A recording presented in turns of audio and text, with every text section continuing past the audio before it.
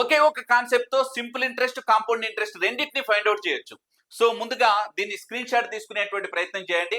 So ఇందులో long వీడియోలో మీకు క్లియర్ గా ఎక్స్ప్లెనేషన్ చేసే ప్రయత్నం చేస్తాను. ఎందుకు ఈ డయాగ్రామ్ ఈ విధంగా వచ్చింది అనేటువంటిది. అందరికీ ఏ ప్లస్ బి హోల్ స్క్వేర్ అనేటువంటిది ఏ విధంగా వచ్చిందో చాలా మందికి తెలియదు. బట్ దాని యొక్క ఫార్ములా తెలుసు.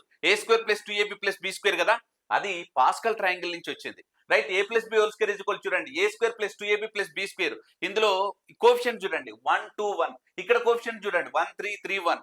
ఈ పార్ట్ అనేటువంటిదేమో సింపుల్ ఇంట్రెస్ట్, ఈ పార్ట్ అనేటువంటిదేమో compound interest minus simple interest. And ఈ రెండింటిని యాడ్ చేస్తే మనకు కాంపౌండ్ ఇంట్రెస్ట్ వస్తుంది. చాలా మందికి కన్ఫ్యూజ్ ఉంటుంది, అర్థం కాదు. బట్ నేను లాంగ్ వీడియోలో ఎక్స్ప్లెనేషన్ చేస్తా, షార్ట్ వీడియోలో కుదరదు. Principal amount 10,000, rate of interest 20%, time period 2 years, simple interest, compound interest find out చేయాలి. సో ముందుగా మనం ఏం చేస్తాం, రేట్ ఆఫ్ ఇంట్రెస్ట్ 20% కాబట్టి 1/5 తీసుకున్నాం. ఫస్ట్ ఇయర్ 20,000 ఇంటూ 1/5 చేసి 4,000 వచ్చేసింది. 4,000 మళ్ళీ 1/5 చేస్తే మనకు 800 వచ్చేసింది.